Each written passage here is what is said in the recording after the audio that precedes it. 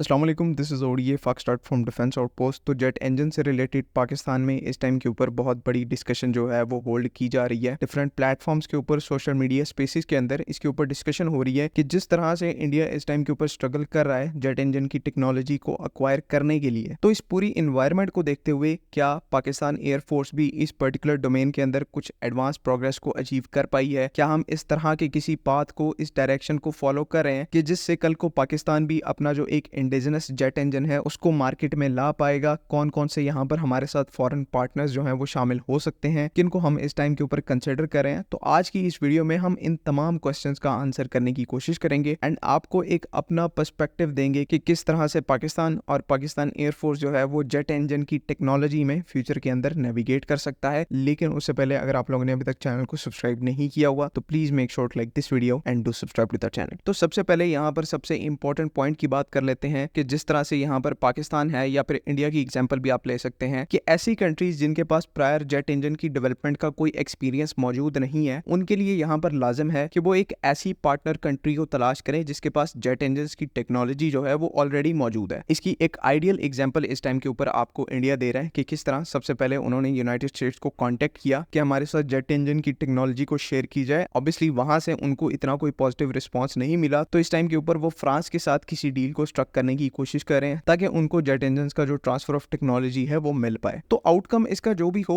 लेकिन आपको ये चीज समझना बहुत जरूरी है कि इस टाइम के ऊपर ये सबसे ज्यादा प्रैक्टिकल और इफेक्टिव अप्रोच है कि आप दूसरी पार्टनर कंट्री को तलाश करके उसके साथ मिलकर जेट इंजन को डेवलप करें। ना अकेला ये काम जो है वो इस टाइम के ऊपर इंडिया कर सकता है और किसी तौर पर पाकिस्तान भी इसको अकेले जो है वो अचीव नहीं कर सकता। इसी वजह से इंडिया के साथ साथ पाकिस्तान को भी इस टाइम के ऊपर एक पार्टनर कंट्री की जरूरत है जिसके साथ मिलकर फिर हम जेट इंजन की जो ट्रांसफर ऑफ टेक्नोलॉजी का पूरा प्रोसेस है उसको एग्जीक्यूट कर पाए। अब इंडिया के पास जो है वो पार्टनर कंट्रीज के तौर पर हमसे ज्यादा ऑप्शंस मौजूद हैं। अमेरिका भी है और फ्रांस भी है, मींस के सारा जो वेस्ट है वो इंडिया के लिए एक्सेसिबल है। लेकिन ऑन द अदर हैंड अगर पाकिस्तान के ऊपर आप फोकस करेंगे तो हमारे पास इतने ज्यादा ऑप्शंस अवेलेबल नहीं है। लेकिन जो दो सबसे प्राइमरी ऑप्शंस हमारे पास अवेलेबल हैं वो पहला तो रशिया है और दूसरा चाइना है। ये दो ऐसी कंट्रीज हैं जिन्होंने जेट इंजन की डेवलपमेंट में बहुत ज्यादा प्रोग्रेस को अचीव किया है एंड दोनों कंट्रीज के पाकिस्तान के साथ काफी अच्छे रिलेशंस हैं। रशिया के इंजन को एक बहुत बड़ी तादाद में हम लोग पाकिस्तान एयरफोर्स के अंदर यूज करते हैं। इवन 50% से ज्यादा जो हमारे फाइट एयरक्राफ्ट हैं उनकी फ्लीट जो है वो इस टाइम के ऊपर रशियन ओरिजिन के इंजन को यूटिलाइज करती है, जिसकी वजह से पहले ही रशिया की तरफ से एक बहुत बड़े लेवल के ऊपर इनकी जो MRO फैसिलिटी है उनको हमें प्रोवाइड किया गया है। तो रशिया के साथ भी हम ऐसी पोजीशन में हैं कि उनसे हम जेट इंजन का जो ट्रांसफर ऑफ टेक्नोलॉजी है वो इजीली ले सकते हैं। एंड चाइना की केस में तो और भी इजीली एक्सेसिबल बात है, बिकॉज पाकिस्तान की जो एविएशन इंडस्ट्री है और चाइनीज एविएशन इंडस्ट्री के दरमियान ये जो कोलैबोरेशन है ये पिछले 20-30 सालों से इतना ज्यादा स्ट्रॉन्ग हो चुका है कि इवन रशिया भी उस चीज को कहीं से मैच नहीं कर सकता। तो ओवरऑल कहने का मकसद यहाँ पर यह है कि चाइना और रशिया ये दोनों ऐसी कंट्रीज हैं जो इस टाइम के ऊपर जेट इंजन की टेक्नोलॉजी पाकिस्तान को प्रोवाइड कर सकती हैं। लेकिन अब यहाँ पर सबसे इंपॉर्टेंट पॉइंट ये है कि पाकिस्तान इन दोनों में से किस कंट्री को सिलेक्ट करेगा या फिर किस कंट्री को हमें सिलेक्ट करना चाहिए। बिकॉज इस टाइम के ऊपर ये चीज मैं आपको अपने तौर पर कंफर्म कर सकता हूँ कि पाकिस्तान एयरफोर्स भी अब इस टाइम के ऊपर पूरे तरीके से इंटरेस्टेड है कि जेट इंजन की जो टेक्नोलॉजी है उसको इंडिजिनसली हार्नेस किया जाए, इस टेक्नोलॉजी को इंडिजिनसली बिल्ड किया जाए और इससे एक्सपीरियंस गेन किया जाए। तो अगर मेरे पास कोई इन्फॉर्मेशन ना भी हो तो आपको इस टाइम के ऊपर ये चीज समझ जानी चाहिए कि हालात को देखते हुए पाकिस्तान एयरफोर्स का जो माइंडसेट है वो इस चीज का कायल हो चुका है कि अगर ट्रू इंडिजिनाइजेशन को अचीव करना है तो जेट इंजन का इंडिजिनसली मैन्युफैक्चर होना या फिर ट्रांसफर ऑफ टेक्नोलॉजी के तहत पाकिस्तान के अंदर मैन्युफैक्चर होना ये चीज सबसे इंपॉर्टेंट स्टेप है। और इसी के बाद फिर हम किसी भी एक प्लेटफॉर्म के अंदर ट्रू इंडिजिनाइजेशन को अचीव कर पाएंगे और उस प्लेटफॉर्म के ऊपर जो सारा कंट्रोल है वो पाकिस्तान का या फिर पाकिस्तान एयरफोर्स का होगा। तो क्या पाकिस्तान एयरफोर्स यहाँ पर रशिया को अप्रोच करेगी जेट इंजन के TOT के लिए या फिर हम चाइना के साथ कंटिन्यू करेंगे? अभी के अगर आप हालात देखें तो इस टाइम के ऊपर प्रेजेंट डेट में 2025 के अंदर जिस हिसाब से चाइना जेट इंजन की टेक्नोलॉजी और इसकी R&D के अंदर पैसा बहा रहा है वो एक तो चीज अनमैच्ड है। और जब आप इतना पैसा बहाते हैं तो ऑब्वियस सी बात है कि आपको इसके रिजल्ट भी मिलेंगे। यही इस टाइम के ऊपर पॉइंट है कि चाइना के जो नए नेक्स्ट जनरेशन इंजन हैं जिसमें WS-19, WS-22 वो टेक्नोलॉजी और कैपेबिलिटी के अंदर रशियन इंजन को सरपास कर रहे हैं, इनसे आगे जा रहे हैं। इस चीज के अंदर कोई डाउट नहीं है कि आज से तकरीबन 5-10 साल पहले सिचुएशन बिल्कुल डिफरेंट थी। चाइनीज इंजन के कंपैरिजन में रशियन इंजन को पहले रिलायबल माना जाता था और यही बेसिकली पॉइंट है कि पाकिस्तान एयरफोर्स ने भी JF-17 थंडर प्रोजेक्ट के लिए रशियन ओरिजिन के इंजन को सिलेक्ट किया और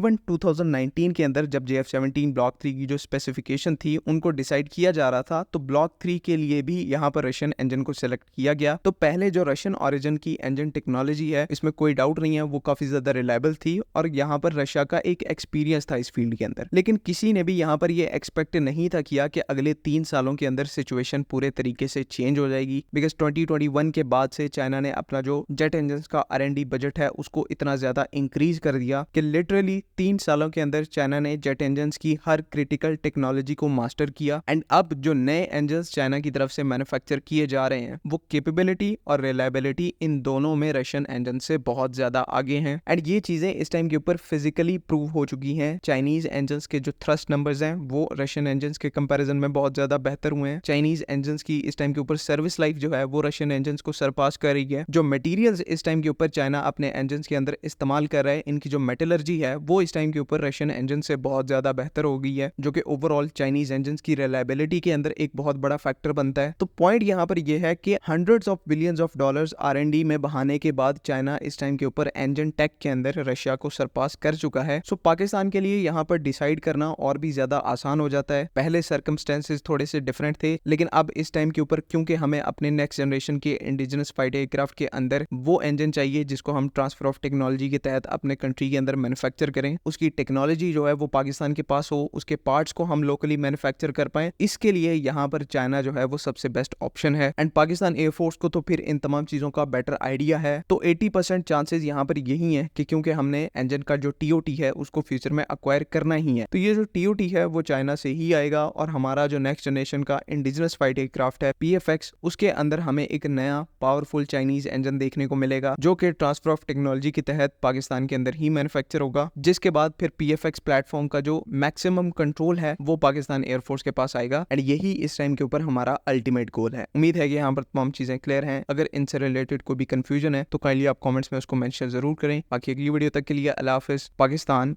जिंदाबाद।